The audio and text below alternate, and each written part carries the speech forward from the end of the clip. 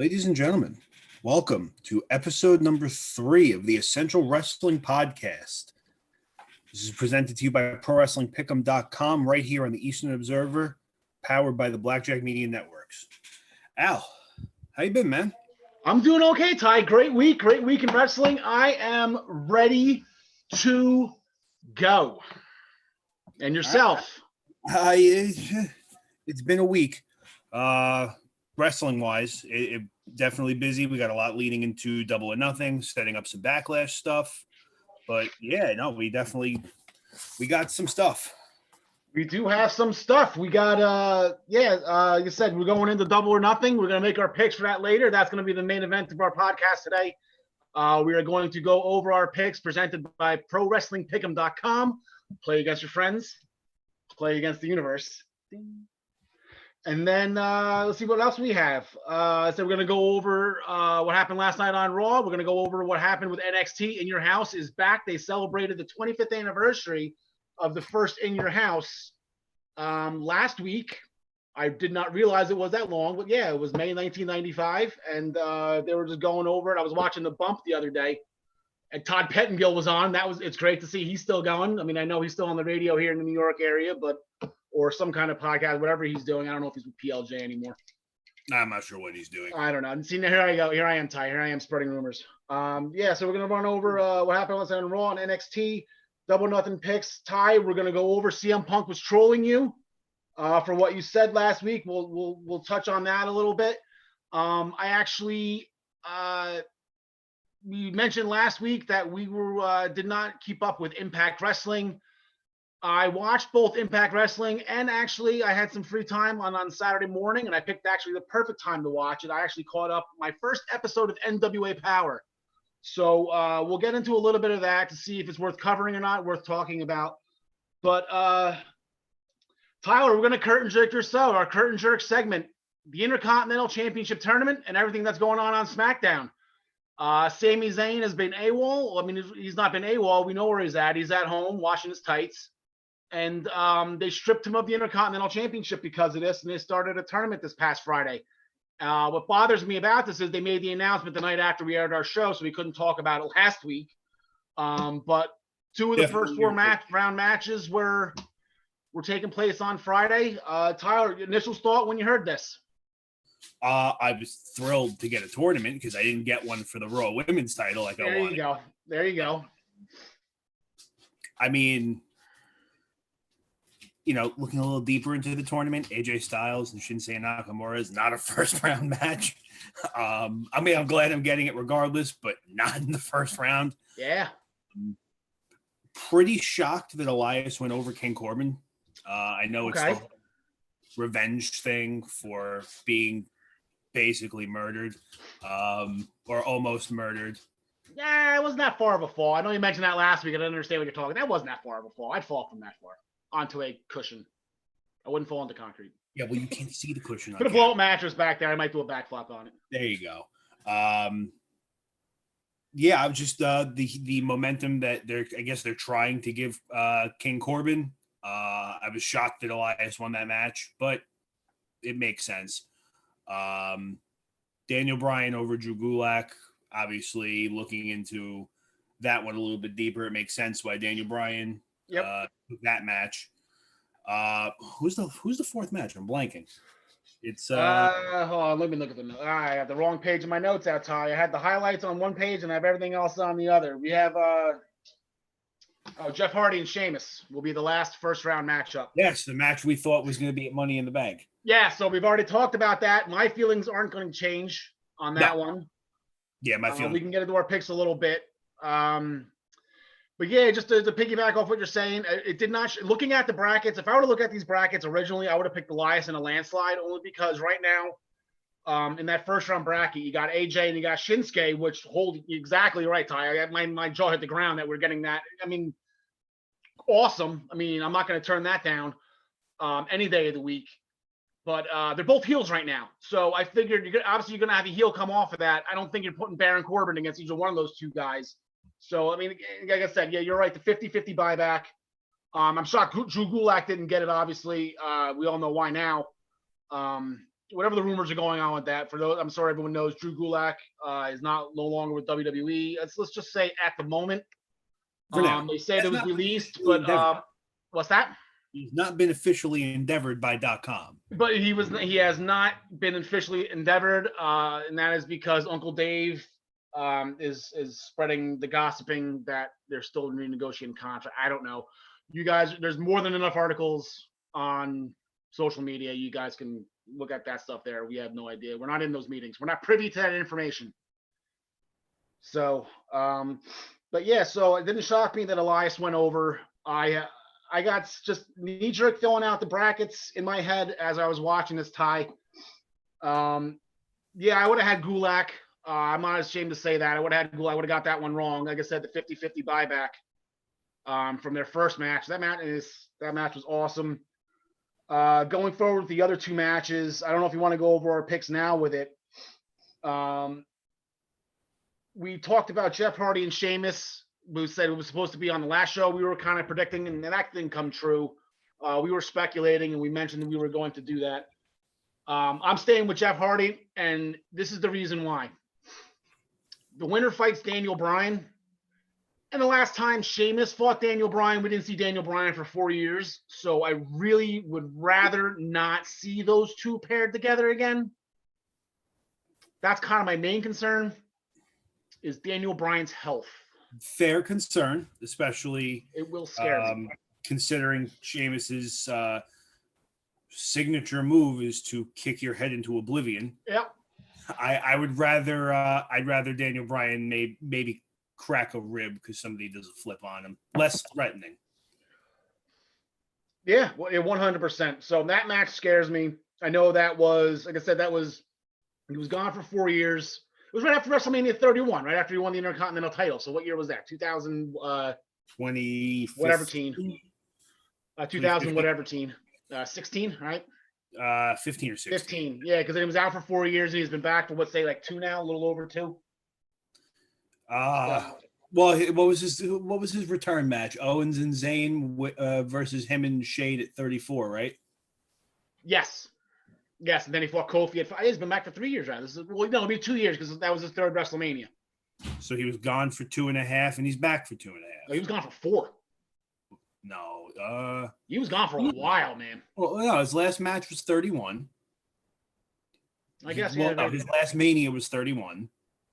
He was off TV by November. Well, out of the ring by November, I should say, because then he did the whole GM thing. Yeah. 34. No, it's like 2.5 years from 31. I thought he was gone a lot longer than that. It seems like it when wrestling God is gone. Yeah, like I said, the Nia Jax was gone for a year and I didn't even notice. I mean, and I didn't. I have nothing against Nia Jax, but I just she came back and I'm like, oh yeah, she's been gone, huh? I'm like, for the first time since last year's WrestleMania. I'm like, are you kidding me? She was gone for a year. Didn't even notice. It was kind of one of those things where it was like she had been gone for so long, and then the Rumble came around this year, and I was kind of like, all right, she'll come back at the Rumble, she'll throw out like 10 people, and then like the Kabuki Warriors will probably like mailbox her, whatever. And she never showed up, and I was like, oh, maybe she's like finally gonna go away. Anyways, but we digress, correct? I mean, we got off base a bit. The Intercontinental Tournament. I guess the big question is, looking at the brackets now that Daniel Bryan has advanced, are we looking at a Daniel Bryan AJ Styles final? And do you think it will be a Backlash? Is this staring us right in the face right now? You see, I think there's so many different ways that the bracket can end to where it makes sense. So AJ Styles wins. He kind of gets a little retribution from his Boneyard match and Money in the Bank. Gives him something to run with for a little bit. Yeah. Jeff Hardy on his personal social media's accounts, he's been all about his last run and his comeback with the company. This could be the beginning of that. Yeah. Daniel Bryan, giving him any type of a championship in the company is never the wrong decision. And correct me if I'm wrong, if Elias was to win this tournament, this would be his first singles championship with the exception of the 24/7 title. That is correct. So first championship. I don't think he's been tag champion, and then he won nothing in NXT. So yeah, other than the 24/7 championship. he won cool entrance in NXT, but that was really it. I can't believe they killed his. Did he write his own song? That's the only reason why I can think of. I don't like why his music in NXT, and they even used it like when when he won a match or something. You hear to play that guitar riff was awesome. And I guess I get it if that wasn't his, and then he wrote his own theme. I guess like John Cena. I guess Cena. I don't even know I don't remember if he. John Cena is a rap icon. Yes, that was a great album. For its time, it did pretty well. And when you consider how many rappers out there claim that they're the best, and John Cena's probably outsold them 10 times. It's pretty funny. But no, you know how it is. These guys from NXT come up, and Vince gets their hands on them and ruins everything. So I kind of like the whole thing Elias had going on, though, where he just showed up in the middle of the ring and somebody just came around and beat the holy hell out of him. Yeah, that's great. I like no music better. Yeah, when just the guitar riff, right? The bring, whatever you want to call it, the strum. Sorry, guitar strum. The strum, yes. It is a nice strum, Tyler. A nice strum. But yeah, the tournament can go. I think right now the way they set up the tournament, whichever direction they choose to go, is not the wrong decision. No, these are great guys. These were 8 great guys, and I said 2 of them are out already, and one, Corbin doesn't need this. Let's be fair here. Corbin doesn't need this. So Corbin's going to get catapulted to the main event eventually within the next, I would say, year and a half, because everybody, and this goes back to a conversation you and I had about Brock Lesnar a long time ago. Probably when I first started working in the Barclays Center. Okay. Everybody thinks that King Corbin is annoying. He's like a terrible, I don't want to say wrestling. I've actually never seen anybody say anything negative about his wrestling ability, but that he can't talk. He's just gets under your skin quick. And I'm looking at all these comments and I'm like, doing his job. He's doing his job, Ty. That's what he's paid. Yeah. To do. He's got the look. You'll look at him and you want to punch him in the face, and then he's just obnoxious to throw on top of that. So it's what I don't know. Well, because everybody loved him when he came out and won the Andre the Giant Battle Royal out of nowhere.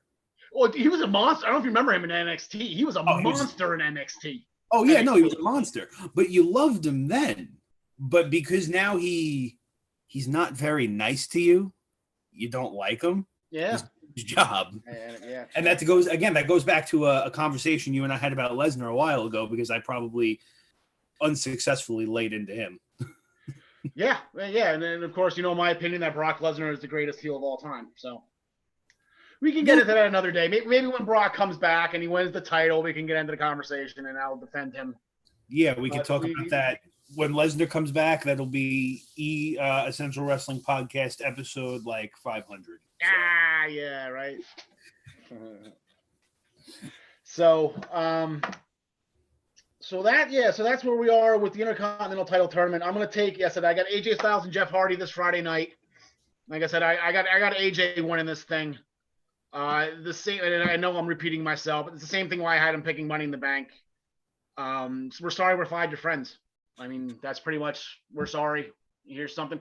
But then again, like I said, now is he permanently moved to SmackDown? Now you got this whole roster jumping thing where wrestlers 4 times a year, wrestlers can jump shows, or one wrestler from a show can jump, or whatever it is. And Baron Corbin used one, and I guess Charlotte's going to use her second. She's already shot 50% of her proverbial bleep.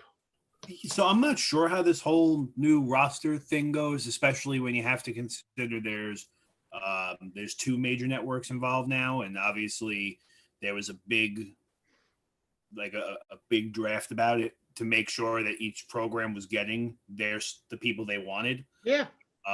So I'm not sure how the rules are for this thing, but back to Charlotte, I don't know if she can be on each show 4 times, because you know what I mean? Okay, no, Charlotte is a Raw superstar. Right. So her home is technically Monday nights. Right. She is currently the NXT champion, so she has to go on NXT to defend that title. Right. And she will probably be on TakeOver in your house. And then for the SmackDown, she can appear on SmackDown 4 times within the next year, apparently. And she just used one on Friday, and she has her match with Bayley this Friday coming up. So it looks like she's already used 2 of her 4 appearances. Yeah. Okay. Which is fine. Yeah, I'm not sure how the rule works with the champion either. I think that probably makes it a little more complicated.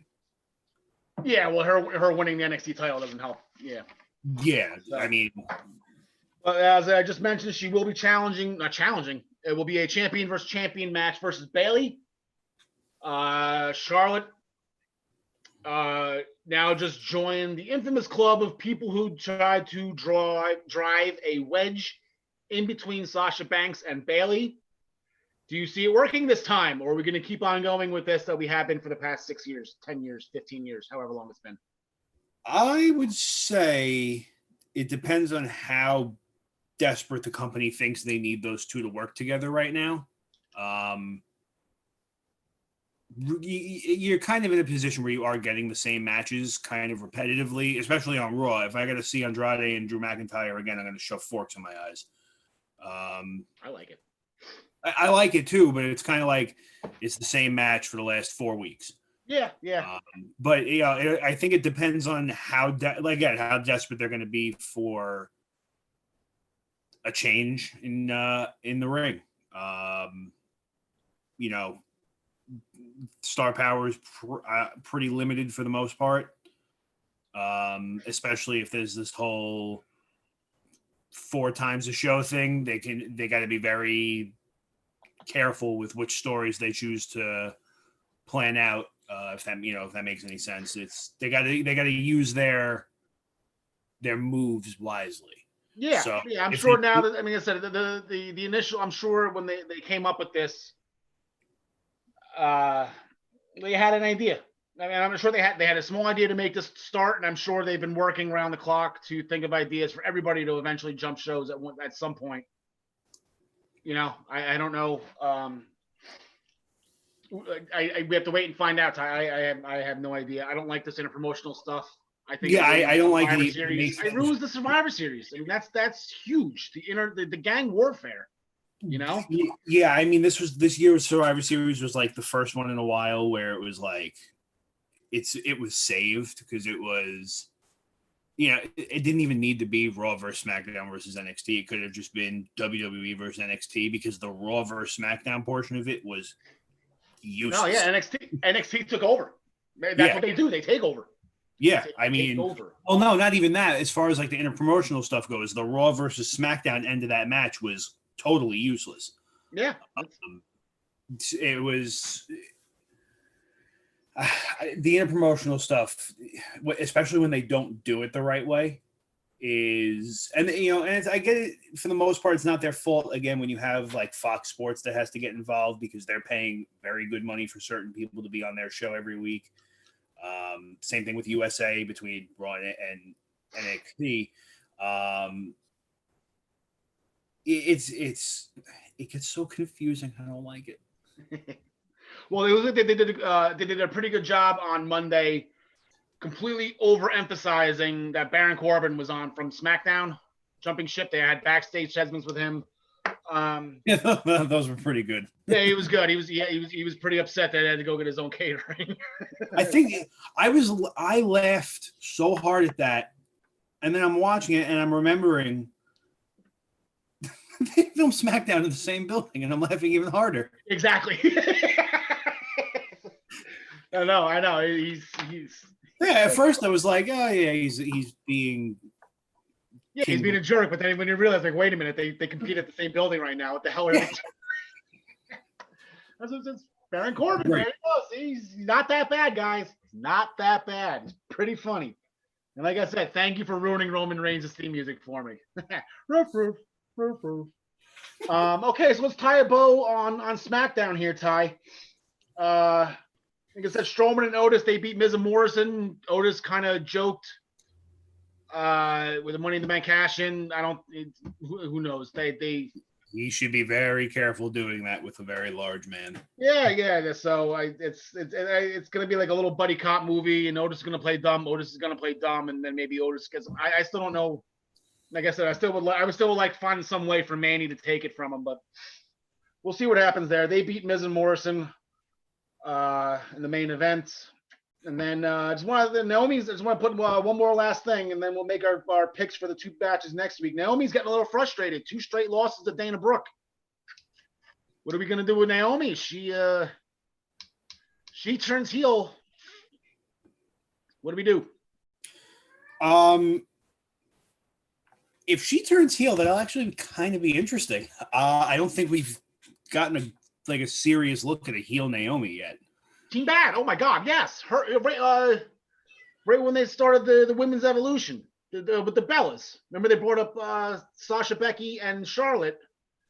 They put Sasha Banks with that was the whole thing at WrestleMania. Unity. That was the whole thing at WrestleMania they were doing. It was Team Bad. Beautiful and Danger. I can't remember what the bad stands for.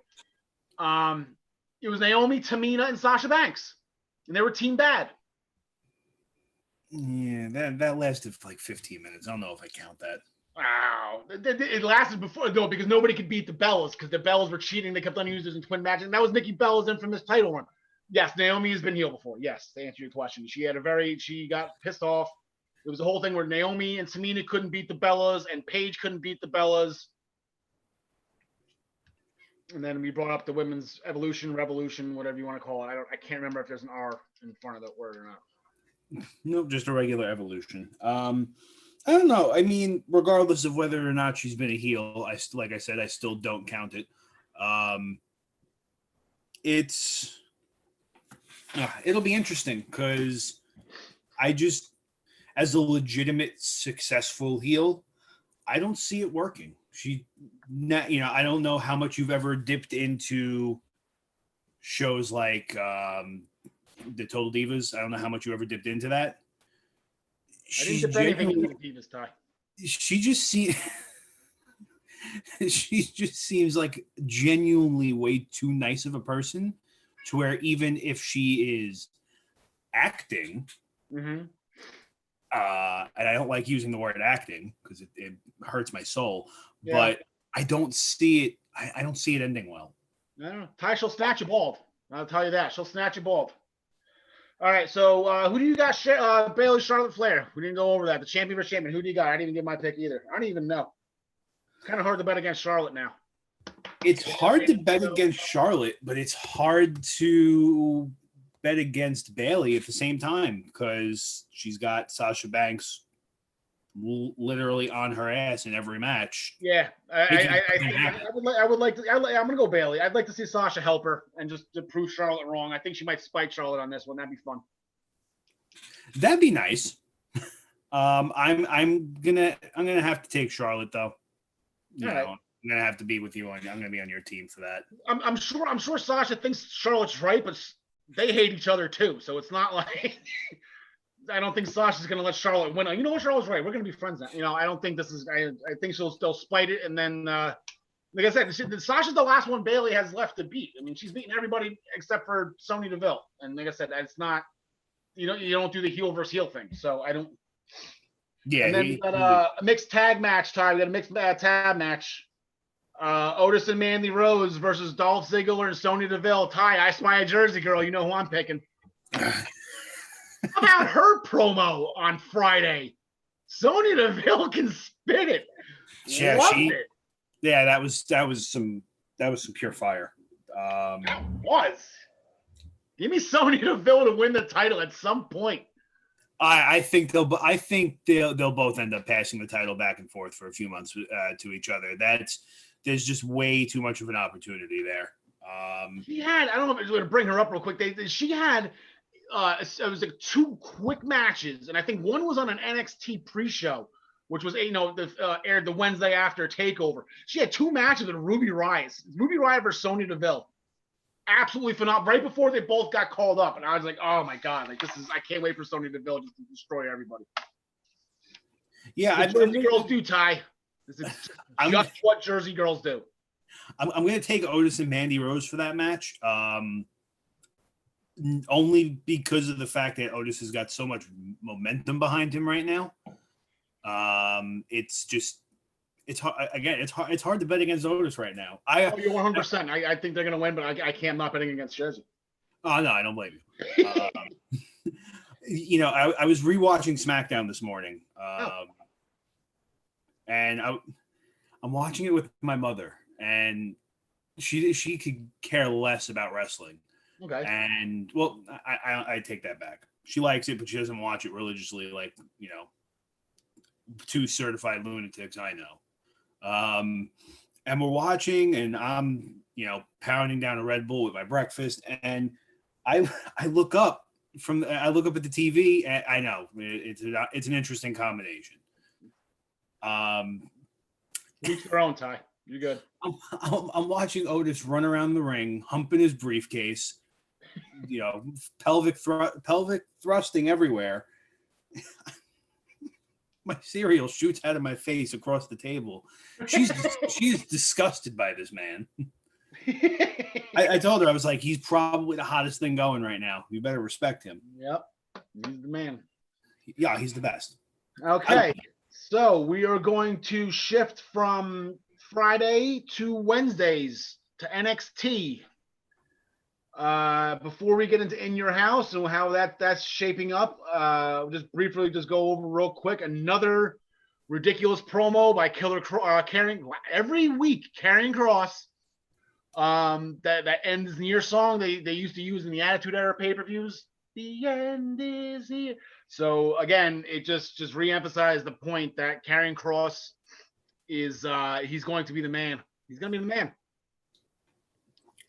Yeah, another killer promo.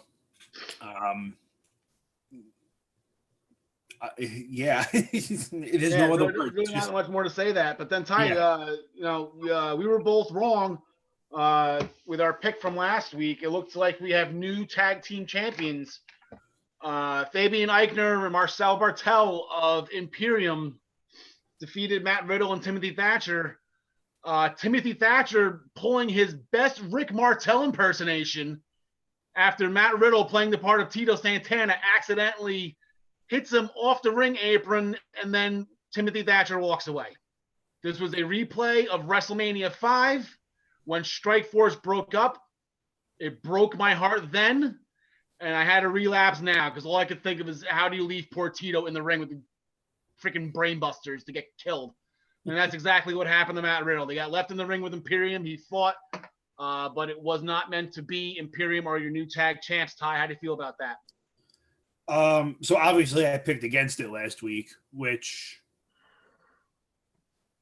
I don't want to say I still stand behind, but it makes sense why they lost. Riddle and Thatcher. It's weird trying to see them make something out of Matt Riddle's tag team run without Pete Dunne, if that makes sense. I didn't think it looked right. No, it didn't. It was a weird situation. Like I said, I guess Pete Dunne stuck overseas. This was the best thing they could have done. I mean, they let him have what? They had the one title defense against the Undisputed Era. Yeah, it was. I think it was Undisputed. You mean Riddle and Thatcher? Yeah. Yeah, they had the one defense against the Undisputed Era, and then I think they had a week of just a regular match, just a straight up tag match. Well, they were on the Newly Bros show. yeah, the Newly Bros. And then this week they obviously Matt Riddle is something special, huh, Ty? Yeah, you could say that. You could definitely say that. Okay, but then the big announcement from Triple H and Shawn Michaels, I guess that was originally supposed to be from William Regal. There was on the bump that morning that Regal was going to make a huge announcement on NXT. I thought that he was going to announce that he was pregnant. I was completely wrong. Instead, Shawn Michaels, it was a joke, Ty. You can laugh. There you go. Okay, because Becky Lynch had the same thing last week. You got the big announcement. Come on, Ty. You're not in that bad of a mood. Come on, we're talking wrestling, Ty. I had to process what you said for a minute. now my dogs are mad at me now too. I'm sorry to upset your dogs, upset your bitches. Shawn Michaels and Triple H announced that after 25 years, after the 25th anniversary, that the In Your House is back. NXT TakeOver In Your House. It makes complete sense because takeovers are normally named after the towns that they are in. Since they is no audience, it is going to be in our house. We are the town. We are the hometown. Ty, they are in our house. Timing of this couldn't be more perfect. I believe both Triple H and Shawn Michaels were at the first In Your House. If I did hear the Road Dogg correctly, I didn't watch that show as it happened, but I believe that they were referencing something where Henry Godwinn he slopped Triple H at In Your House 95. Yeah, which he obviously was trying to avoid revisiting. Yeah. I mean, very underrated feud, by the way, in Triple H's career was him and Henry Godwinn. The whole In Your House thing has no sentimental value to me because I wasn't around for it. There you go.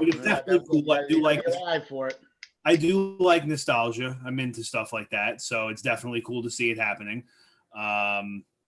I feel like if they're not using the old set though, like the door and the face of the house, it's kind of you never know. Honestly, you never know. That I wouldn't put that past Hunter to try to make that happen. You know, they did something special for Mania. You know, Money in the Bank is easy because you just need ladders. You know, maybe they'll try to do something with like a house front. I understand trying to get a pirate ship in the Prudential Center, the Performance Center. It might have been a little much. I was kind of hoping. That was the only thing I wanted. The only disappointment I had with WrestleMania 36 was there was no pirate ship.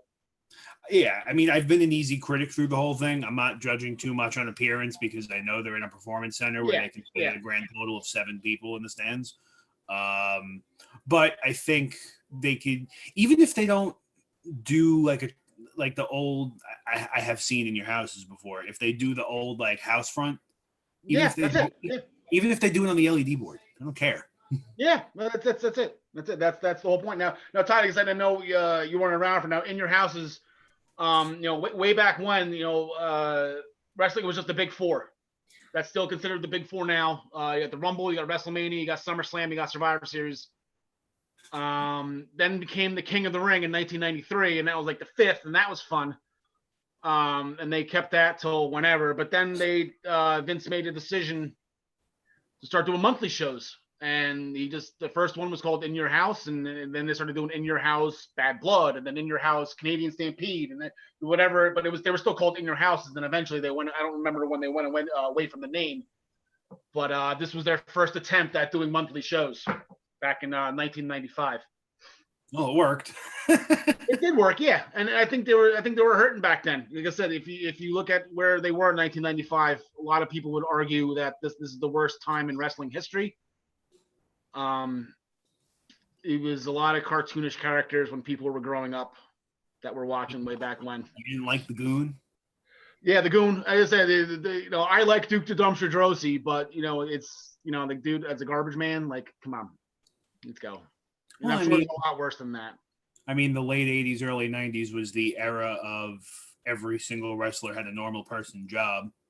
Oh yeah, but the time. Exactly, it was geared towards me, and me being 8, 9, 10 years old, hook, line, and sinker. I thought that. I can't even think of anybody off the top of my head. Never mind. I mean, look, half the success of anything, whether it be pro wrestling or any other form of an industry, is the target demographic. Obviously, with the 8, 9, and 10-year-olds, they got them hooked.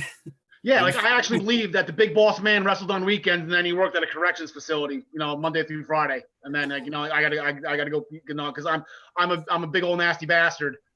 His words, not mine. He came out of retire. He came off on the weekends, came out to wherever the site was, beat people up, and then went back to work.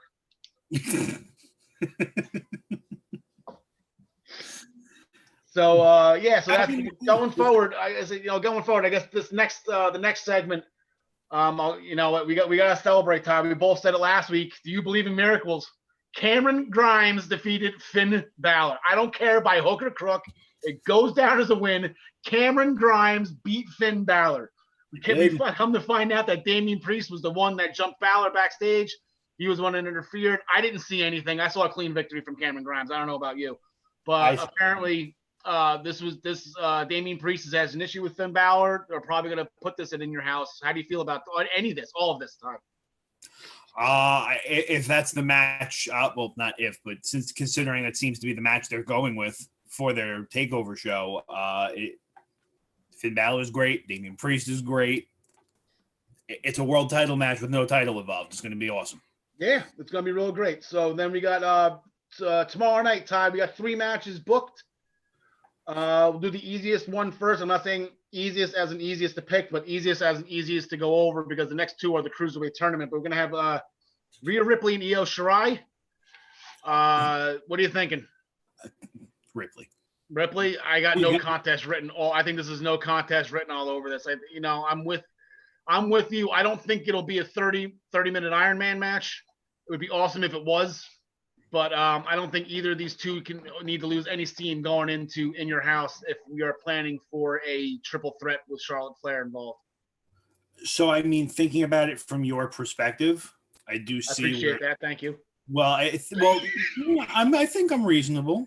I see where it's either going to be all Ripley or it's got to be a no contest or a double DQ because either she's going to be coming out like a bat out of hell to get her hands on Charlotte or something wacky and stupid is going to happen. I don't know. It really can go anyway. Oh, yeah. I don't think there's a wrong way to do this. I think a clean victory is the only wrong way to do this. I don't think if the game plan is all 3 of them, you got to have, like, if there's a winner in this, it's got to be what happened to Finn Balor last week. It's got to be some kind of Charlotte Flair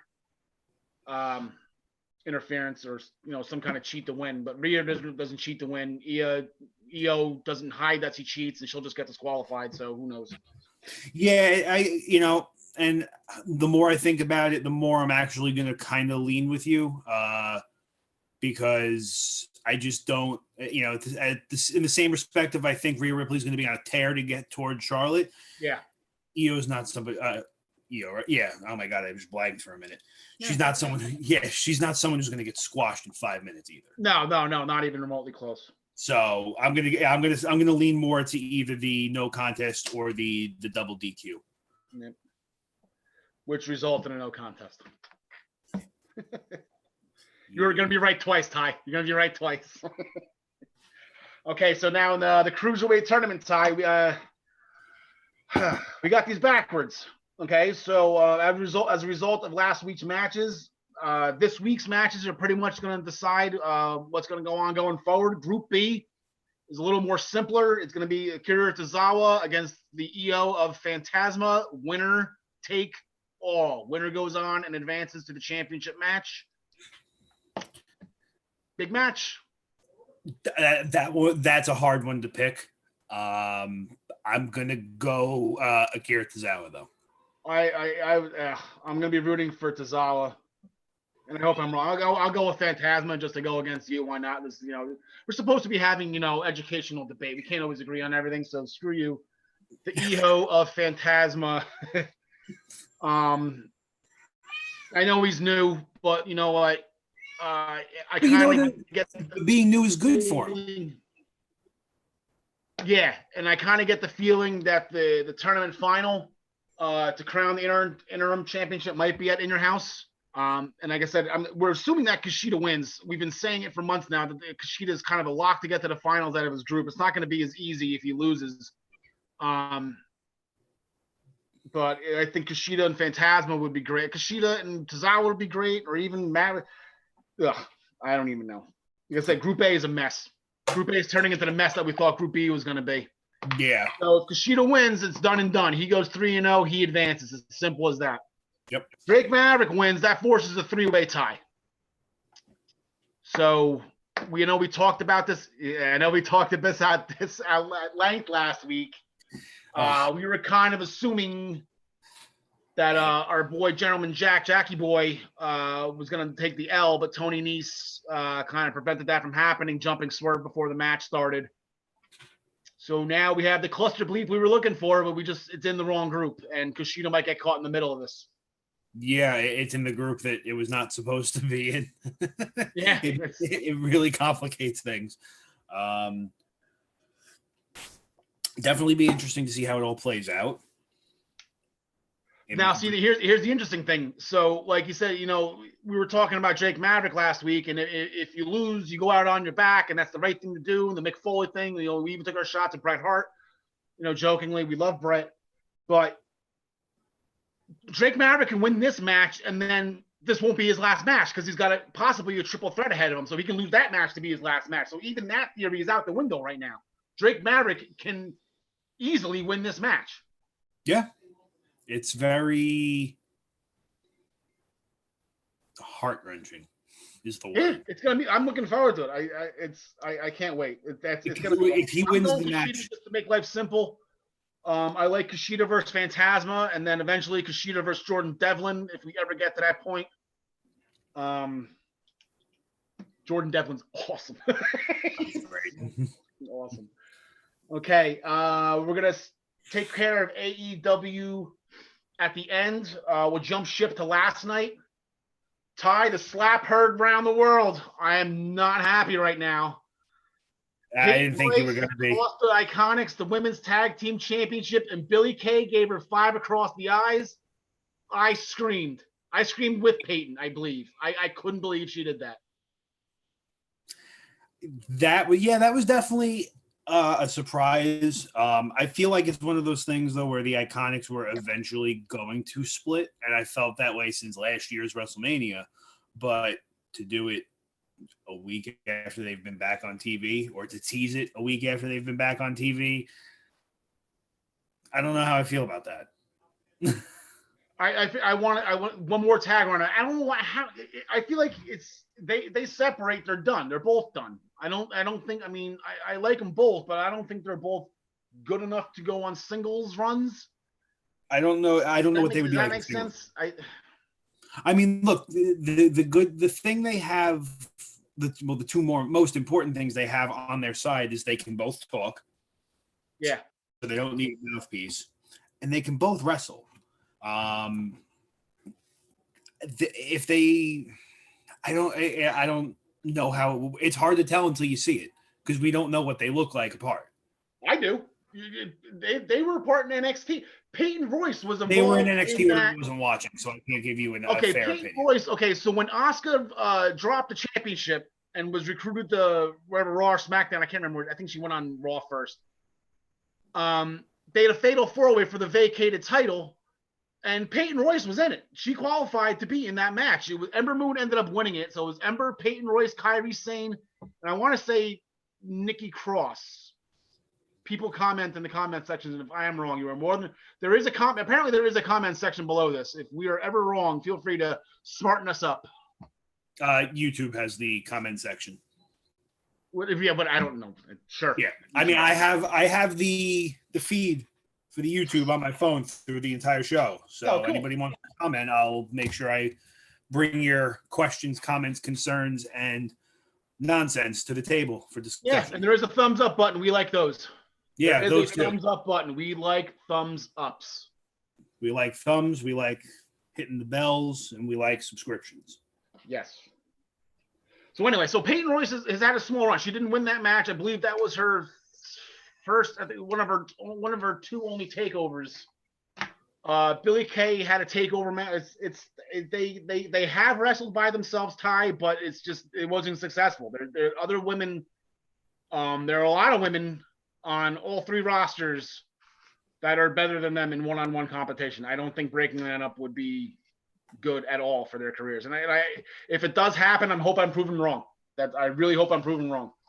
Yeah, I mean, like I said, I fell out of NXT for a while. I was into it when it first started back up, when it became the weekly show. But at the time, I was still watching Impact. So between Raw, SmackDown, NXT, Impact, pay-per-view weeks, it was too much. Yeah, it was too much, and I had to be at school at 6 a.m. Yeah, well, there you go. That's what it is. So NXT was unfortunately the odd man out because I just didn't follow New Japan, Ring of Honor, and the independents enough to even know and or care at the time about the new people coming in. Gotcha. I wasn't even paying the OVW for the longest time. Like the last wave of people that I was familiar with going through OVW was the guys from the Shield. So Gotcha. That shows you how out of touch I was with NXT for a while. I mean, I tried when they started doing the takeovers. I was actually at the first takeover at the Barclays, the Kevin Owens Finn Balor ladder match. Yeah, I was there for that. It was a great show. Yeah, that was when Enzo Amore was not completely insane. I'm sure he was, but he hit it better back then. The Bailey Sasha Banks classic. Yep. Yeah, that was a great show, but I would say honestly, within the couple months after that, I just fell out of NXT completely. So I apologize for my ignorance. Not a problem, Ty. So as I said, they tried with each of them. Peyton Royce actually added her own entrance music. I actually feel it was better than the ones that the music they use now, which was actually Billy Kay's, but it does feel more iconic. I get it. No, yeah. I mean, like I said, it's hard to make a judgment call until you see how to see it at a different point in time on a different roster with a different group of people for the most part. Yeah. But I think they'd be all right. Apollo Crews and Kevin Owens came back. Sure did. Yes, they did. Any initial thoughts on that one? They both came back together. They had a tag match. And that tag match, what started as a bleep show between Shayna Baszler and Natalya, fell into Natalya destroying the Kevin Owens show set, which led into Selena Vega and company coming out, which led to Apollo Crews coming out, which led to a tag team match, which led to it was a nice little tie-in of like an hour's worth of segments between Austin Theory getting kicked out and Seth Rollins picking him back up. First of all, I hope Natalya saves her money because she owes Kevin Owens a lot of it for destroying. Yeah, those plastic easels are expensive. No, yeah, they are not cheap. Really? I'm making a joke out of it.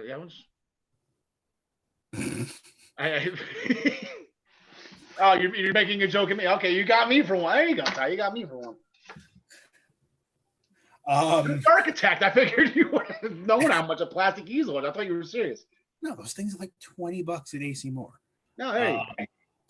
So yeah, I mean, it was just about an hour's worth of stuff that was just flowing into one to another. I know we'll get to the other stuff in a minute. Apollo Crews is kind of just like at this point, whatever, because they give him like 3-4 solid weeks of like solid TV time, good matches, and then he loses, and then you're not giving him a chance to win the United States title next week. It depends. I'm giving him more of a chance than I probably should because it seems as almost Zelina Vega's her own little inner circle is kind of crumbling. So they got rid of the guy that they didn't want there anymore. One of these things was not like the other, and that was Austin Theory, and they got rid of him.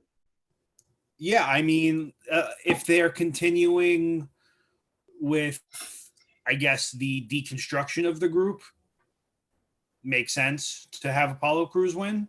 But if they're just playing it off as if Austin Theory just didn't belong there and they had to find a way to get rid of him, Apollo Crews doesn't have a chance. Yeah, well, and I think Rollins needed more help too. Losing AOP. I don't think this happens if AOP wasn't injured. Yeah, I mean, look, the kid is. I say kid like he's younger than you are, pal. Now you got to start coming to terms with the fact that there's going to be professional athletes that are younger than you. Yeah, he's making probably very good money to wrestle in front of steel girders and ceiling fans at the moment, and I'm currently not working because of a virus. Yeah, I mean, look, the kid, he's working hard. He's worked hard since he's got to the main roster. He did very well at WrestleMania. He earned his shot to stick around for a little bit. Oh, 100%. Is it me? I mean, it is a random point with him. Does he not just spitting image of Lance Storm with the haircut. I'm glad I'm not the only one. I almost match Lance. I'm not saying the wrestling style, but if I see Austin Theory do a single leg crab, I might lose it. Yeah, I mean, if their backs were faced to me and they were working and they were standing side by side, might be a little hard at first to tell who's who. Yeah, I couldn't put my finger on it, but then I'm like, oh my god! Like I said, he's got to do that roll through single leg wall. Someone's got to start doing that again. That when Lance Storm did that, and he did it beautifully. That roll through Canadian crab, he used to call it. Yeah. All right, so going forward, Buddy Murphy pulled double duty last night at his first match against Humberto Carrillo. Easy for me to say. Yeah. The only thing I want to bring up about this match is that I believe Carrillo raided Tito Santana's closet. Those were El Matador's pants. I know El Matador's tights. When I see them, Carrillo, we want them back. Yeah, I mean, what did Heenan say at WrestleMania? Oh my God, he's making jalapeno out of Santana's. Look at his tights. Making guacamole out of Santana. Look at his tights. Yeah.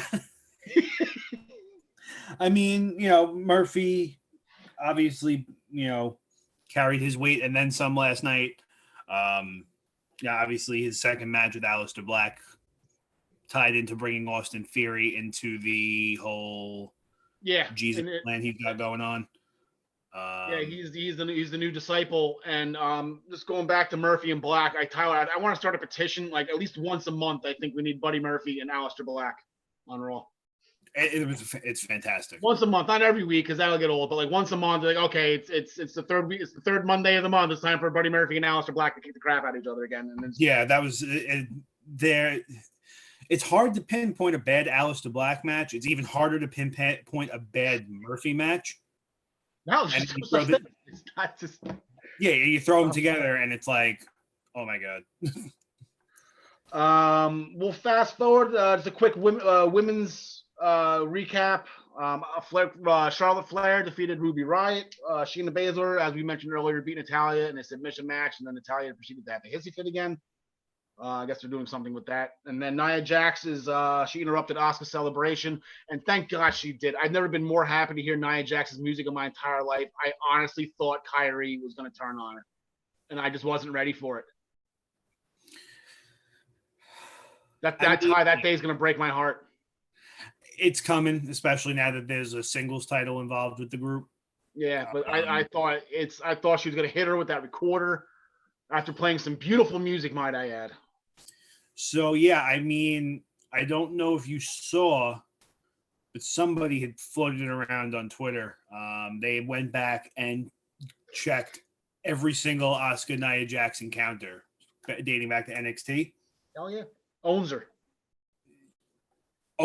So you have nothing to worry about as far as Nia Jax goes. No.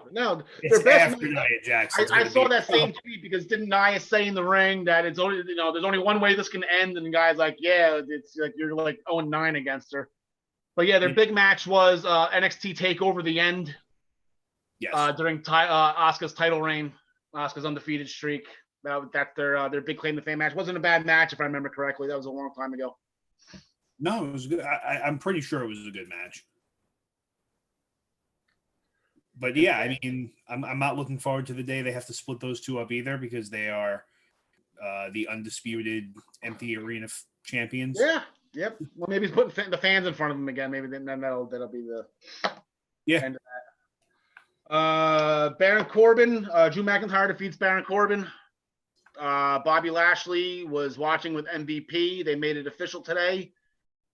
We are replaying Slammiversary 2016. Drew McIntyre, the champion. Bobby Lashley, the challenger.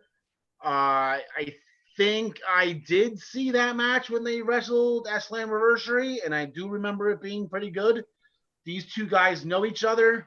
I think this is going to be better than how it looks on paper. Yeah, I think it's definitely.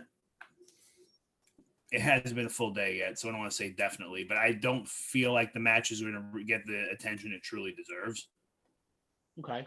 Well, because I don't know. It's like I already see people complaining about the way Drew McIntyre gets booked, and this guy's getting booked stronger than Brock. He kicks out at one every time, and then just kicks people's heads off. But Bobby Lashley's been decimating people and having 2.5, 3 minute matches every week at most. Yeah.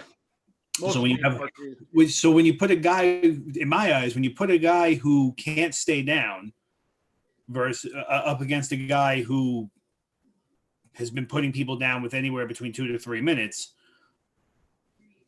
it's going to be interesting. I think it's going to be a great match. How do you think about Bobby Lashley bringing back the full Nelson? I haven't seen that move in years. Chris Masters, I think, was the last one to use it. I can't remember who used to use that, but Sergeant Slaughter used to use it, right? The full Nelson. A couple of people used it. Chris Masters. Warlord. That's what it was. Warlord. Yeah. Chris Masters, obviously, in my opinion, brought it back and popularized it a little bit with his Master Lock challenge. I like it. It's nice to see a fresh move on TV. I haven't seen it in a while, so I like seeing things I haven't seen. Yeah. And then the last thing I want to get to on Raw, and then we'll touch gears on my little NWA and Impact recap from the week. What has to happen to get Tom Brady on WWE TV and Truth Jason? Like, what has to happen here? Is there a relationship? Is there any possible way? Because this is twice now, and I know Truth's being funny here, but do you think he's actually going to go for Tom Brady? I think once everything calms down and like everybody's kind of like not so sensitive being around each other, and like because I was telling you this in our pre-production meeting, if Tom Brady was caught in the Performance Center right now, the Bucks and the NFL would probably lose their. They wouldn't do that. No, Truth would find him. No, here's what I'm thinking, Ty. I'm thinking that Truth goes to the Tampa Bay facility, sees Brady, charges at him, and then Gronk throws the greatest block or the pounce or whatever you want to call it and just tosses Truth and be like, that's my quarterback. Whatever. I'm not saying Brady's got to get physically involved. I'm not even saying Brady has to say anything. Just like stand there and look or whatever and just kind of like laugh with Gronk and then walk away. You know, that Truth was going for the wrong guy here. And then that'll wake up the bell like, oh, that's the guy I got to go for. But can we see Tom Brady on WWE TV? How awesome would that be? I think it would, for you, it would be more awesome because, you know, Patriot fan. I mean, I think it'd be cool. It's nice to always see those celebrity crossovers. I just don't know when or how they would do it. Let me get that. Let me center that a little bit. Yeah, I thank you, Ty. I get it. One giant loss. You ever see that meme? You know, the guy on Facebook? I've probably seen it. Yeah, I mean, look, celebrity crossovers are always a fun time, especially when they're booked properly. I think you see them eventually, but not until everything calms down and people aren't terrified to go near each other. I think that'd be great. All right, so Ty, like I said, I'll try to make this quick. I know we want to spend a decent amount of time on Double or Nothing or Out. Listen to me. God, I'm tripping over my words. I'm not really meant for this podcasting, Tom. My mind thinks, faster than my mouth does. You'll be all right. Okay, so I watched Impact, and Ty, you said the magic word last week, tournament. And then when I put on Impact, I stumbled across the first day of a tournament. They are having a number one contenders tournament to determine who will face the Impact World Champion, Tessa Blanchard. I did remember reading about that. I do not want to get into that now. That would have been a great conversation if we were having our podcast back in January when she won the title from Sami Callihan. But apparently, long story short, she's the champ. But there is some controversy with this title because I guess at Rebellion last month, the main event was supposed to be Michael Elgin and Eddie Edwards was supposed to challenge Tessa in a triple threat match. And the match didn't happen due to the pandemic circumstances, and it ended up being Michael Elgin was there, Moose and Hernandez, Supermex from the Latin American Exchange from the original LAX, and Moose won, and then Moose out of nowhere declares himself the TNA heavyweight champion. So now the old school, the old pre-Impact when it had 3 letters TNA back in the day, the TNA championship is back, and Moose has it, and he's walking around with it, and he's not officially listed as champion, but he's declaring himself champion. And but the tournament is not to face him. The tournament is to fight Tessa Blanchard. First round match, Hernandez was back in. He beat Madman Fulton from OVE. That was a first round match. And then Trey from the Rascals defeated Rohit Raju. This is the first time seeing those guys. I haven't watched Impact in a while. I don't know. But apparently next week's, or tonight actually, right? Impact's on Tuesday nights. Tonight, the other first round matchups was Rhino. It was supposed to be Rhino versus Ken Shamrock, and my jaw hit the ground that I could watch that match live in the year 2020. But Ken Shamrock got jumped last week by Michael Elgin. He's being replaced by Ace Austin. So Rhino will face Ace Austin tonight, and then Sami Callihan and Michael Elgin will have their other first round match. Long story short, Ty, it's not a bad roster. Not a bad roster at all. You got Moose. RVD was on their roster. He wasn't there last week, but I know he's around. Rhino, Ken Shamrock, Sami Callihan, Eddie Edwards, Rich Swann still around. Joey Ryan's there. They just rehired Crazy Steve, which I don't know if you know Crazy Steve from Decay. He was in those Ultimate Deletion matches against the Hardys that made worldwide. It was the Hardys versus Decay. And Crazy Steve was with Abyss and Decay. Tommy Dreamer's around. TJP is there. I love TJ Perkins. Suicide. Here's a name for the past time. I might be dating myself here. Johnny freaking Swinger. WCW. Oh my. Way past my time. Johnny Swinger is still around. It's incredible. So it's not the best men's roster in the world, but it's an entertaining one. Like I said, I know most of those guys. I like most of those guys. Eddie Edwards is incredible.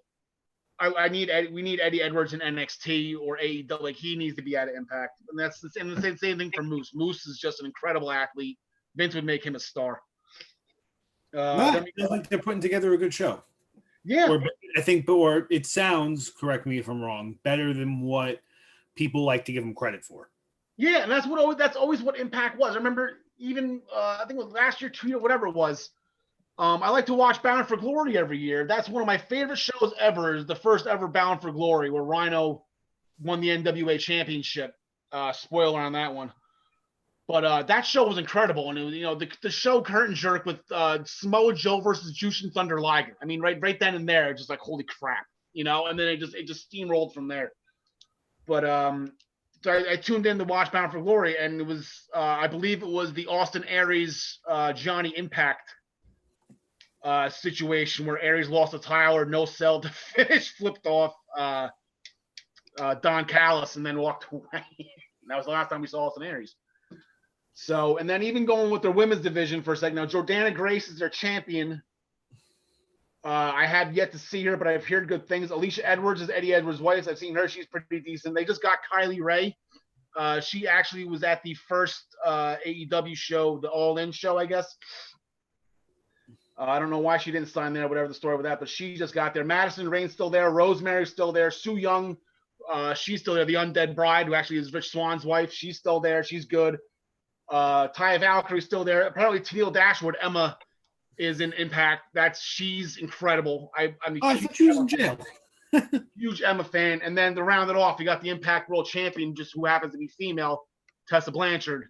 That's actually a pretty solid women's division. And actually, to tell you the truth, that I would actually see what happens if you put that group up against the group in AEW, and I actually would take the Impact women on that one. Yeah, I'd put money on the Impact girls too. Or what do they call the knockouts? Are they still called knockouts? Yes, the TNA knockouts. It's stupid nation for women, right? I mean, yeah. I mean, I definitely will start to pick up on AEW. If I'm not picking up on them, that's a problem. I'll start picking up on Impact for sure. And if that's something that people would want to see us covering regularly, or at least dip Doesn't the even toes mention in the water, let us yeah, know. there's going to be a good show tonight because actually Moose and Moose fought Suicide last week. They're having a rematch, and this time it is for this time again. I guess Moose is putting his TNA championship on the line, which as far as booking, means really nothing. It's his own title. And then we have an X Division title, Willie Mack. I know the Mac from Lucha Underground. The Mac is awesome. He's currently their X Division champion, and he's going to fight Johnny Swinger, the aforementioned Johnny Swinger. And then Crazy Steve is going to fight one of the Chris brothers from OVE, from Ohio versus Everybody.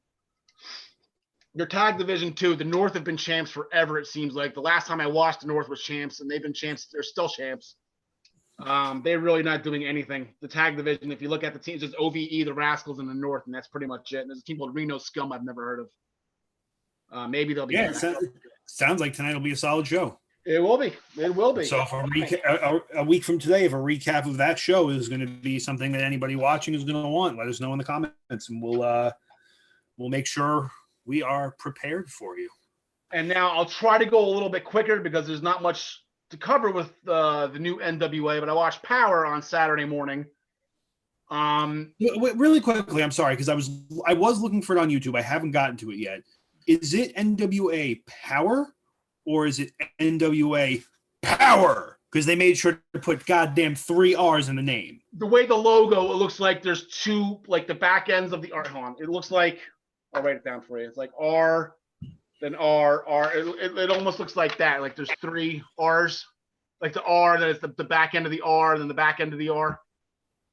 Yeah, I don't know. At first glance, it almost looks like Billy Madison. Remember, he's in third grade? Phil Rurudo. The Z's. Those are Z's. Yeah, so just real quick, just with NWA Power, it actually also airs Tuesday nights. It's actually on as we speak, so feel free to check it out after you're done watching this.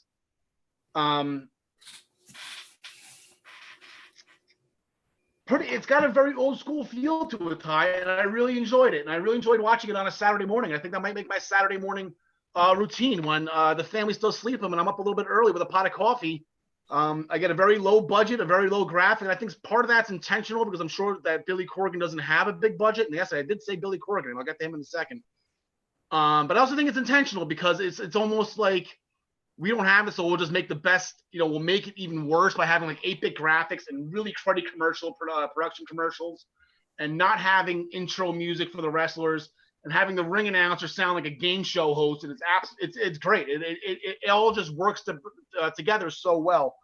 I said, I watched last week's on Saturday, and it was the last episode of tapings they did before the pandemic hit. So I guess they tape a ton and then just let it go because, like I said, we're 2 months into the pandemic here, and they're still airing stuff that, new content.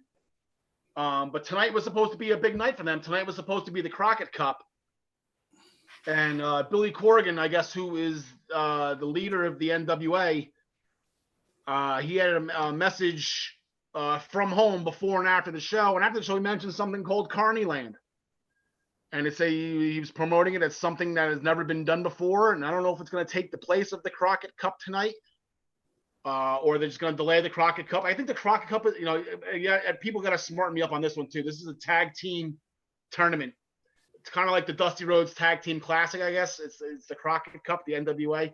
I guess probably where Hunter got the idea from and why Dusty loved it so much because it was an NWA thing. But they got some names on their roster too, Ty. They got this guy named Aaron Stevens who looks a lot like Damian Sandow. What a coincidence. He's their NWA national champion. They got C.W. Anderson, who was in ECW back in the day. They got Eddie Kingston, who was the king in Impact. He was running around with Santana Ortiz. He was running around with Homicide and Hernandez as the original LAX while Conan was with Santana and Ortiz as the new LAX or whatever. There was a whole gang war thing with that, and the King was involved in that, and he's there. Eli Drake and James Storm are your tag team champions. Yeah, dummy. Yeah, so they're still around. They're great. Apparently Ken Anderson, Kennedy, he's there. Scott Steiner's on their roster. I don't know. I didn't see him on the episode, but apparently Scott Steiner's there. Nick Aldis has been their champion for God knows how long. Mr. Mickey James, he's been their champ for a while now. And actually, there's two of the best names I thought. Trevor Murdoch is still wrestling. Trevor Murdoch is in the NWA. He was with Garrison Cade or Lance. Was he Lance Cade or Garrison Cade at that point? Cade and Murdoch. No, he was Lance Cade. Lance Cade and it was Garrison Cade. You're talking like 0506? He was Garrison. He was one before the other, and he switched names when he switched tag partners. I know it was Cade and Jindrak, and he was Garrison Cade, and then it was Lance Cade with Trevor Murdoch. Yeah, I'm pretty sure he was already Lance Cade by then. All right.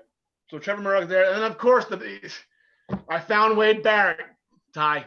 I found Wade Barrett. He's doing color commentary on the NWA. Does he have any bad news Stu for Bennett. us? Stu Bennett, FKA Wade Barrett, is doing color commentary for NWA. So, and actually a fun little point, too. Somebody pulled a Rick Rude with these two shows because apparently, like I said, these NWA shows were taped well in advance, and there's a female by the name of Tasha Steeles who wrestled in a triple threat match against I forget. I have it written down and I can't find it. Against Marty Bell and Ashley Vox. Okay. Marty Bell was the former The Dollhouse with Taryn Tyrell. So Tasha Steeles was on TNA, and on the same night she made her Impact debut. So last week on May 12th, Tasha Steeles pulled a Rick Rude and was on two shows in the same night. It's impressive. So I think the moral of the story here is this is a very interesting rap group. This is a very interesting way. Rap group. It's a very interesting rap group. NWA. Yep. I know what it stands for. Yep. I tried. I'll get you eventually. And then if someone wants to smarten us up in the comments too, their relationship with Ring of Honor. I know Marty Scurll, they've had issues. They've had things in the past with Cody and Nick Aldis. I know Cody was the NWA champion on Ring of Honor shows through Nick Aldis, and then Aldis won it back. But also I know Marty Scurll and Dylan Enterprises were on the NWA episode as well. And I know that Marty is very big.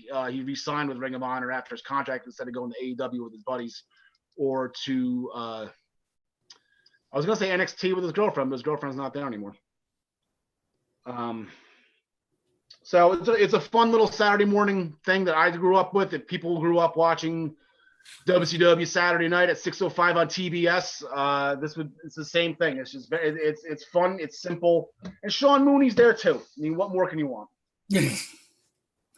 So yeah, when NWA comes back a little bit more regularly, again, if that's something that people want us to talk about, just let us know.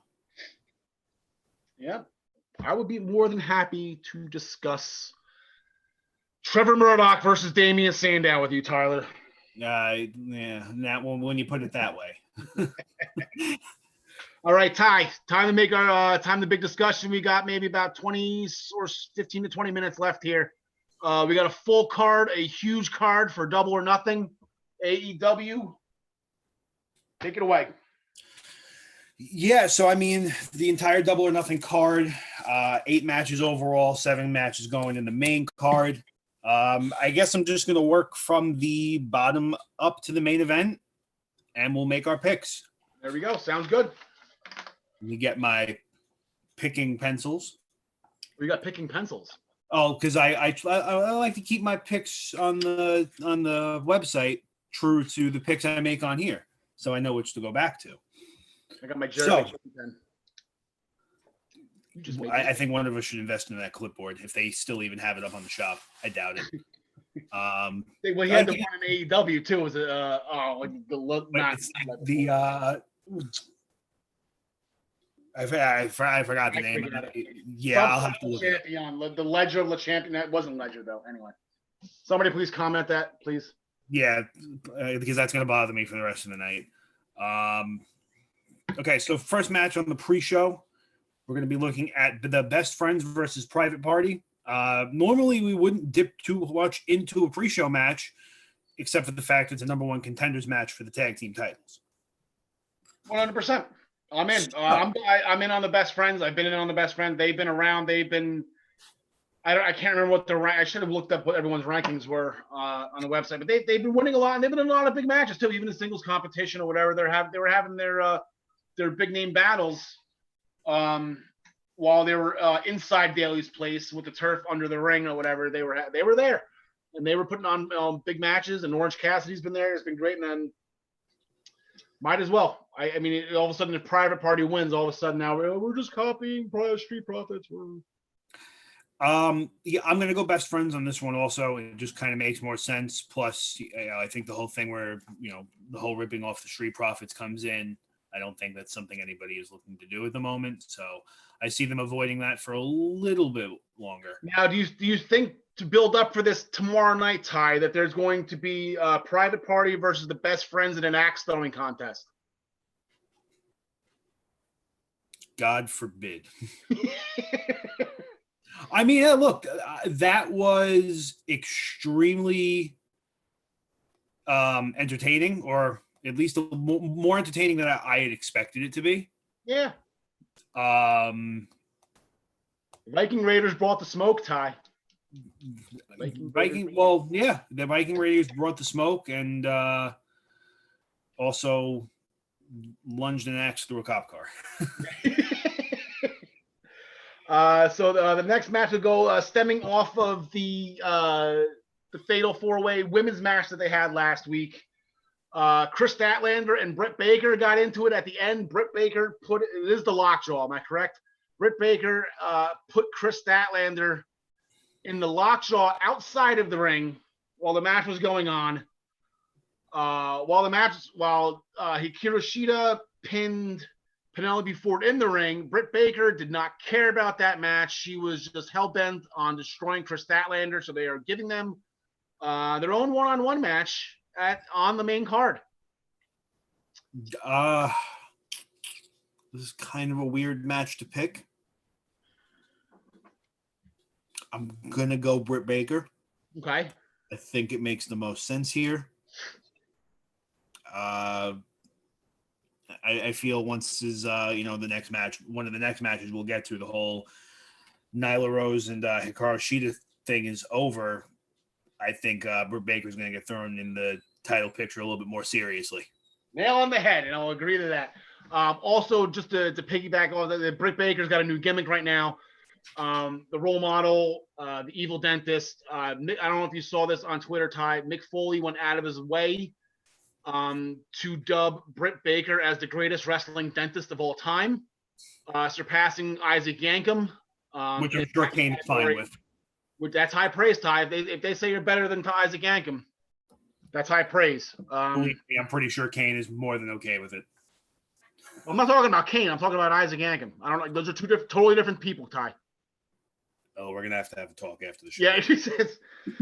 So I just think Chris Statlander, she had her title match at their last pay-per-view, if I remember correctly, and Nyla Rose beat her. So Chris Statlander, like I said, you just take a backseat for now, do something fresh here. If you want to just transition it right into the women's title match, we'll jump ahead real quick. Hikaru Shida, with that win in the Fatal 4-Way, secured her number one contendership. She's been the number one contender for now 12 weeks. And she will get her shot at Nyla Rose. Nyla Rose hit her in the head with a kendo stick, which now will make the match no disqualification, no count out. Yeah, I'd like to see Hikaru Shida and Britt Baker continue that rivalry. Hikaru Shida broke her nose a couple of weeks ago, and Britt Baker got a T-shirt out of it. So I think that's a great matchup. Yeah, it's another one of those matches where it's really hard to pick a winner for this one. Oh yeah, I agree with that. There's no reason why Nyla Rose kids can't come out and squash her. There's no reason. Especially being a no DQ match, it almost makes it easier for Nyla Rose to come out there and mop the floor with her. But at the same time, I don't know. Honestly, this is on the card, this is the hardest match to pick. I'll give you that. I'll agree with that 100%. And that's Um, including 9 guys in the casino match, and I like my pick in that match. So the only thing that makes the casino match hard to pick is not knowing who the 9th person is, although I might have an idea. I'm sure you do. I'm gonna make this pick my dark horse pick for the night. I'll go Hikaru Shida on there. Okay. Just to looking ahead, I mean, they're going to crown a new TNT champion or their inaugural champion. I don't want to jump too far ahead, but I don't see anything big coming at a W title match. I don't see them transitioning that anytime soon. I think that the transition of the women's title is definitely a spark for the pay-per-view that will benefit them. Good. All right. We'll mull over MJF and Jungle Boy real quick. Are you giving Jungle Boy a shot? I'm not going to give him a shot, not because I don't think he's good, but when you come off a career and life-threatening injury like the one MJF had, it's almost like you come back with a second, like you were almost reborn. He's going to come out of the, he's going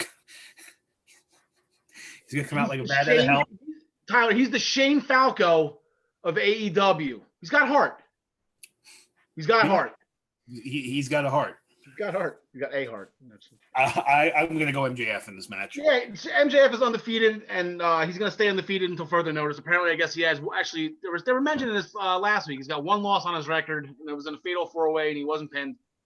They consider him undefeated, so we'll stick with that. That's the other thing. If he's going to lose his undefeated streak, it's not going to be the Jungle Boy. It's not going to be Jungle Boy, correct? The casino ladder match. Now, Ty, there's a couple things we need to talk about here in this casino ladder match, because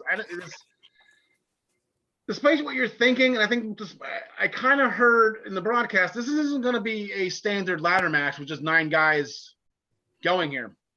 This is going to be a Royal Rumble style, casino style, like the casino battle royals they've had. They there was a clock and there's guys entered. So I think what they're doing is they're going to start with 2 guys in the ring, and the match is going to begin. And then every X amount of time goes by, a new guy will come in, a new guy will come in. So like this is the first time ever there's been a match like this where the earlier the number you get, the better advantage you have, because you have more time to be in the ring to get the whatever's hanging at the top. I don't know if it's going to be a briefcase or sombrero, or I don't know what they hang at this event. Maybe a chip, a poker chip. That would make sense. Yeah, that would make sense. Or like a bag of chips or something. Or yeah, something. But so I think that's pretty interesting. So I think I kind of, if we got to go that, it's going to make it that much more harder to pick. But they announced them throughout the course of the week. You were right. 8 of the 9 competitors: Darby Allin, Colt Cabana, Orange Cassidy, Phoenix, Scorpio Sky, Superbad Kid Sabian, Frankie Kazarian, Luchasaurus, and the mystery wrestler that Tyler, please tell us why you think this is CM Punk. For multiple reasons. Okay. Reason be 1, it makes sense. Of course it does. Why not? Reason 2, armbar. Reason 3. Yes. No, it's kind of on our 10th episode, Ty. That's gonna make the highlight reel right there. It is kind of, it's kind of weird to pick who the 10th participant is going to be for the 10th, the 9th. That's the other thing that bothers me about this. Why 9? Why not? Well, it's 8 or 10, not 9. That's weird. I mean, when you look at the participants in the match, there's Darby Allin, who's been with AEW since day 1. Orange Cassidy, who's been there since like pretty much day 1. I think he showed up at like week 3 of the TV tapings. I think the only one that's new on this list is Colt Cabana. I know he hasn't been there. Everyone else has been there since between day 1 or close to it. Yeah, so I mean, there's a couple of things I could consider with the mystery entrant. Most, if not everybody, released in the wave of WWE cuts was given a free to work clause. They can start working whenever. It could be one of them. Certainly not Drake Maverick or Gallows or Anderson. You can rule them out. That's interesting to kind of pick on who that's going to be, and especially with these companies, like WWE and AEW, obviously, making all of their staff be extremely tight-lipped on everything going on with their shows because there's nobody backstage. So if something leaks out or if a report gets out, we know it was one of you. So no one's really willing to risk their job, and there hasn't been a ton of there hasn't been anything more than fan theories out. So it's like not that I look for anything, but I haven't accidentally come across anything. I didn't go looking for anything when I was doing my homework preparing for our show. There was an article that came up like 5 potential mystery entrants for Casino Ladder Match.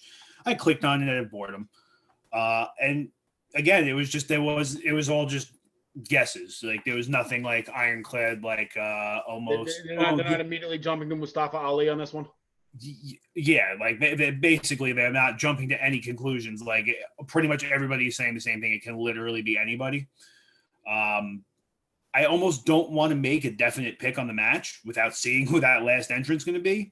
If I have to, for the sake of the show, I'm going to take Darby Allin.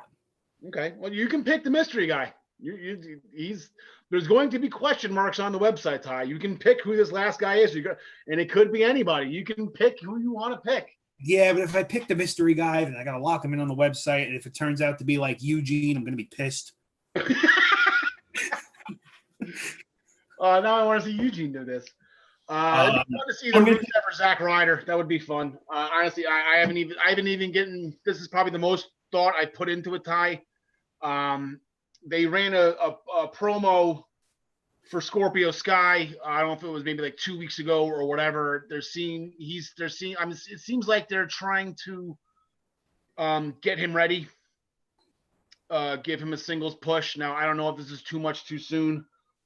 With the guys that are on this list, I feel like he's the answer, unless this mystery person ends up being somebody from a recent releasee. But right now, my knee-jerk reaction, and I'm going to stick with Scorpio Sky. I mean, yeah, like the only thing that would change my pick away from Darby Allin right now would be if that last entrant is Zack Ryder. That's like the only thing that would sway my decision right now. Boy, Long Island guy. I spy a Long Island guy, right? Time. Yeah, I got to go with my Long Island guys. His parents only live like maybe 15 minutes from me. Nice. Okay, we got 3 minutes and 3 matches. That's perfect. We got the Stadium Stampede match. Matt Hardy and the Elite versus the Inner Circle. Ty, of course, with the Young Bucks coming back, and you put them in match with Kenny Omega, and you put them in the same match with Chris Jericho. This match has at least 25 stars written all over it, Ty. I mean, this is gonna be incredible. It's gonna be good, but I guess you're gonna be able to fight throughout the entire stadium at Jacksonville, the TIAA Bank Stadium. I don't know the name. I can't remember the name of the stadium. Whatever their practice facility or. No, the football field is it's right there. Remember the Jericho when the Santana and Ortiz came back? They won. They flipped off everybody, and then they had the Elite on the scoreboard in the football stadium. That's where they're going to be fighting. They're going to be fighting in the actual stadium. The stadium's connected to everything. They'll be the biggest arena with no crowd. I like it. Yeah, that's perfect. And despite all the comebacks, I got a funny feeling that there's still some unresolved issues with Adam Page and the Elite. Nick Jackson is still, I don't know if he's 100%, and this is just too much Inner Circle for me.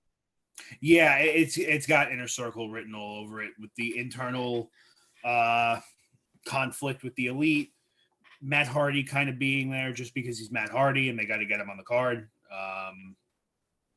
Just Matt Hardy and the Elite, that team is just way too all over the place for me.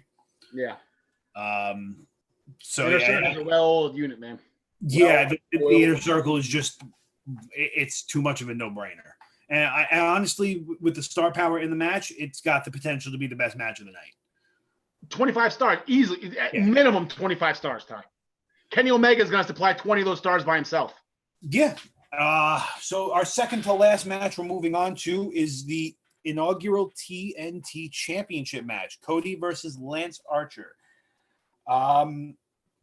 This is an interesting one to pick because as long as AEW is, I guess, true to what they say, Cody can never challenge for the AEW title again. Yep. Which is in my eyes, a ballsy thing to do in your first 5 weeks of a show. But yeah, that was. I also, I don't know how much you dive into like interviews on like YouTube or those inside the rope shows. He's not a selfish person. So I don't, looking into it way behind the scenes here, Cody doesn't need this title, and I'm sure he's not going to go aggressively for it. I wouldn't be surprised if Lance Archer wins. Actually, I just had Lance Archer circled. I did just switch my pick. Just thinking about it a little more. Now, there's no reason why Lance Archer shouldn't win this match. They're building him to be this huge monster, unbeatable monster. But if Cody wins, that'll further the story. Because now Lance is really going to be pissed, and then Lance will win it, at some point. It'll be nice, Cody wins something. He's the first ever this. He brought now the problem I have with this match, Ty, it's called the TNT Championship, and it's not named after an actual explosive used by Wile E. Coyote. Like, this is like the name of the network that they're on. Why is this championship tournament final? Why was this not on Dynamite? Because it would have made. I understand they got Mike Tyson and everything, but like this is the championship named after the network you're on, and the first ever title match for him is not on that network. That sounds weird to me. Yeah, like I said, it just wouldn't have made too much sense. I think, and they had enough time for it too. Like the semifinals were over like 3 weeks ago. I think what they should have done is finish the tournament on TNT, so you're crowning your TNT champion on TNT, and then do a BS Battle Royal or a 8-man tournament to have a match at Double or Nothing. Or like I said, you have Cody win, and then just Lance Archer's pitch, and then you have this match, and then Lance Archer wins at the show. I mean, there was ways. I don't know. It's one of those things where you look at the name of the title, and you almost think like, how long is it before it's going to actually change hands on that channel? Yeah. And then I'll say Cody though. I think just to further the story, we'll have Cody win. I mean, this is almost too obvious. Is that possible that it's too obvious that it's Lance Archer supposed to win this? Yeah, I mean, and I'm sorry for cutting you off. I didn't even realize you made your pick. It almost seems too obvious, but at the same time, it's like it can go a couple of different ways. You remember WrestleMania 34, Lesnar versus Roman. Yep. Everybody was convinced Roman Reigns was winning that title. Brock Lesnar was never going to be seen again. Yep. And that's not obviously how the match worked out, and the arena lost their freaking minds. But I don't. I just love seeing that many people upset at one time over Brock Lesnar. That was great. That was so great. That's why he's the greatest heel of all time. He truly is. I guess I got to go Lance Archer. Okay, and then Todd, the last one, we can blow this over quickly because I know we're over limit now. We're 4 minutes over. But have you ever seen in wrestling history where the storyline is the challenger steals the actual championship belt and then wins the match for the championship? I've never seen it. I could be wrong if it's never happened before. But the fact that Brody Lee stole the title and has had possession of it and probably will walk into Double or Nothing win it, it's almost like Moxley's got to win it over again, which kind of, fun little story, that they've done before at other companies or whatnot. But this is just Moxley. There's no way. Yeah, it's just, I mean, you look at the last time I remember seeing it on TV was in 2007 with Great Khali and John Cena. I don't think it's been done since then. Correct me if I'm wrong. Maybe it was Well, done. at WrestleMania 31, everyone kept on stealing the belts from Wade Barrett, and then they put everybody. It was like 9 guys or 4 guys kept on stealing. Different guys stole the belt from Wade Barrett. And there's still Ambrose was a part of that too. Yeah, that's right. I forgot about that. But right, yeah, you just give the belt back to Wade Barrett. Yeah, just whenever somebody hijacks a title, it works in their favor 0 times out of 10. Yeah, so like I said, I think this is an easy Moxley win. Yeah, it's wise. I'm sure it'll be a great match. Like I said, I kind of mentioned it joking last week. I didn't mean it to be a joke, but they were the curtain jerk actually after that WrestleMania 31. The first show, the Extreme Rules, was Ambrose and Luke Harper, and they started the match, and they didn't end up. I guess they got into an ambulance, drove away, and then they came back in the ambulance, still fighting at the end of the show. And it was really good. It was fun. So these guys are gonna be a fun main event. Yeah. No, it's. I mean, look, they have a history, obviously going back to WWE with their time in the Shield versus the Wyatt family, and they also have a extended history going back to their days in CZW. Yeah. So obviously they're comfortable working with each other. I don't know if you're familiar with their work in CZW. I caught a couple of their clips on YouTube. It's something. Obviously, you can't use sawzalls and drills in AEW yet. Give it time. Yeah, there's the word. But obviously, look, if I'm comfortable enough with you to let you go after me with a saw, I think I'll be able to have a regular wrestling match. I think they're going to put on a good match. Yep. Okay, real quickly, Ty, before you get into your last thing, just real quick, we all know what's going on with Shad Gaspard. Nothing really to say about this. We're sorry for everything that's going on. We feel for his family. You read the articles. He did the right thing for saving his son. Sucks. Really sucks. Yeah. Obviously, everybody from Eastern Observer, Blackjack Media Network, myself, Al, we send our thoughts, prayers to the Gaspard family, hoping he turns up, hoping he's okay. I know Chris Masters has rallied his own little search team. They're out there looking. Last I saw, Lillian Garcia was tweeting out that she's walking up and down the beach with the family. They're looking. So just keep them in your thoughts and prayers.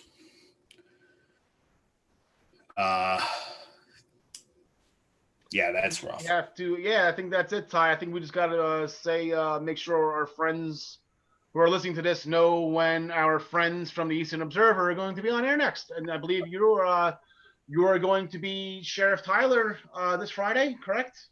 That was supposed to be last week. We actually ended up not doing. We ended up moving our regular programming because in the world of sports right now, there's next to nothing to talk about except Korean baseball and Michael Jordan. A sentence I never thought I'd string together. But I have a, generic closing statement. Okay, I got a generic closing statement I got to read. Generic closing statement. Okay. There we go. Generico. There you go. Same as A.